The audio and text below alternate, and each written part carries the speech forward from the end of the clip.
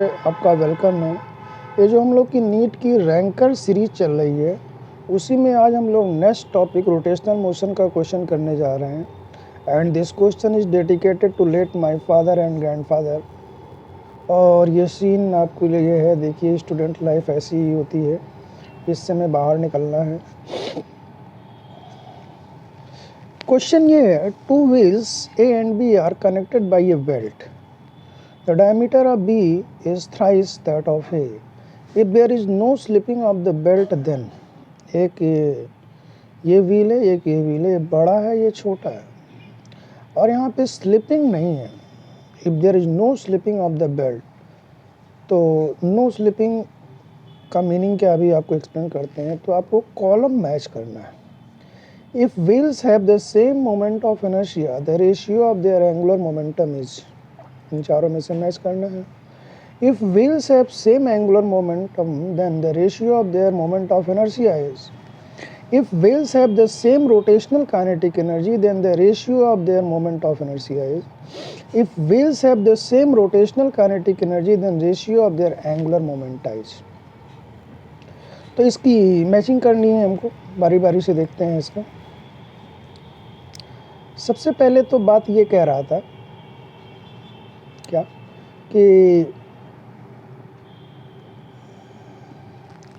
ये एक व्हील ये है, छोटी है, एक व्हील ये है, बड़ी है। इसके ऊपर एक बेल्ट लगा हुआ, कन्वेयर बेल्ट जिसको कह सकते हैं, इस तरह से ये बेल्ट लगा हुआ, ठीक है। इस तरह से इस पर बेल्ट लगा हुआ। ये ए है हमारा और ये बी है, और ये बेल्ट इसके ऊपर चल रहा है, तो स्लिपिंग नहीं हो रही है। तो स्लिपिंग का कंडीशन मैंने आपको बताया था, जो रोलिंग मोशन का वीडियो बनाया था, उसमें v is equal to R omega की कंडीशन सेटिस्फाई करती है। तो मैंने जो स्पीड, अगर मैं इसकी कह लूँ यहाँ स्पीड va है और यहाँ स्पीड vb कह लूँ, तो ये दोनों की स्पीड क्या होगी, इक्वल होगी। लेकिन एंगुलर स्पीड अलग अलग होगा, है ना। जैसे देखो ये छोटा है, ये बड़ा है, लीनियर वेलोसिटी सेम है, माने जो यहाँ की स्पीड है वो यहाँ की स्पीड है। तो जिसका रेडियस बड़ा होगा उसका ओमेगा क्या होगा, कम होगा, माने ये धीरे घूमेगा और ये क्या करेगा, तेज घूमेगा। तभी इसकी लीनियर वेलोसिटी क्या होगी, सेम होगी। जो छोटा व्हील होगा तेज जल्दी जल्दी घूमता है, तो बड़ा वाला धीरे घूमेगा। जिसमें 3 रोटेशन करेगा उसमें 1 रोटेशन करेगा, इतने में ही। तो एंगुलर वेलोसिटी अलग है, इसकी एंगुलर वेलोसिटी ज़्यादा होगी छोटे वाले की, बड़े वाले की एंगुलर वेलोसिटी कम होगी, लेकिन लीनियर वेलोसिटी दोनों की क्या है, सेम। तो as the belt does not slip, तो V A is equal to V B हो जाएगा। वी ए माने क्या हो जाएगा, आर ए ओमेगा ए, और वी बी क्या हो जाएगा, आर बी ओमेगा बी। तो अगर मैं यहाँ से omega A upon omega B को कैलकुलेट करूँ तो क्या मिलना चाहिए, R B upon R A, और कह रहा था बी का रेडियस ए से 3 टाइम्स ज़्यादा है। तो अगर मैं इसको 3r कह लूँ तो ये हमारा क्या हो जाएगा, r हो जाएगा। माने ए का रेडियस r, तो बी का रेडियस 3r, तो क्या हो गया 3:1। माने omega A upon omega B is equal to 3 upon A. अब फर्स्ट पार्ट पे आते हैं इसके। फर्स्ट पार्ट में क्या कह रहा था, angular momentum L A upon L B, angular momentum का रेशियो पूछ रहा है। तो L बराबर क्या होता है, I omega, I A omega A upon I B omega B. और फर्स्ट पार्ट में क्या दिया था, मोमेंट ऑफ इनर्शिया क्या है, सेम है, आई ए और आई बी की वैल्यू सेम था, तो इसको हम कैंसिल कर सकते हैं। कह रहा था अगर मोमेंट ऑफ इनर्शिया सेम है तो एंगुलर मोमेंटम का रेशियो बताओ, omega A upon omega B, है ना। ये omega A upon omega B हमारा कितना है, 3/1। तो L A upon L B का क्या हो जाएगा, 3 अपॉन 1। इसके दूसरे पार्ट में पूछा था कि मोमेंट ऑफ इनर्शिया का रेशियो बताओ अगर एंगुलर मोमेंटम सेम है। तो आई ए अपॉन आई बी की अगर मैं बात करूं तो आई बराबर क्या होगा, एल अपॉन ओमेगा। माने ये हो जाएगा L A upon omega A, L B upon omega B. अब कह रहा था मोमेंट ऑफ इनर्शिया का रेशियो बताओ जब एंगुलर मोमेंटम सेम हो। माने एल ए और एल बी क्या है, सेम है, तो इसको कैंसिल कर सकते हैं। तो ये हमारा हो जाएगा ओमेगा बी अपॉन ओमेगा ए।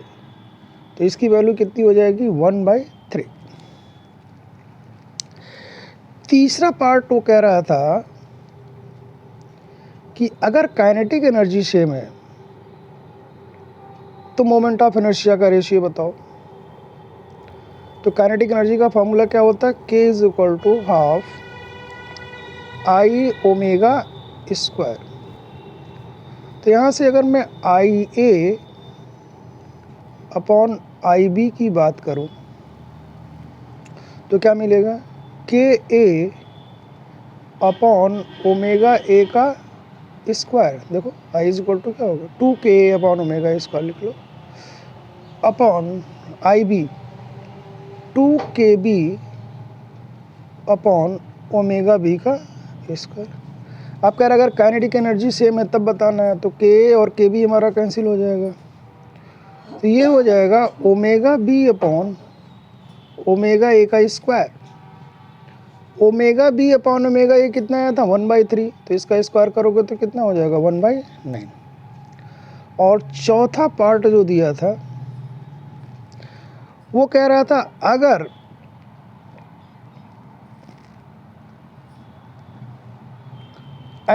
Kinetic energy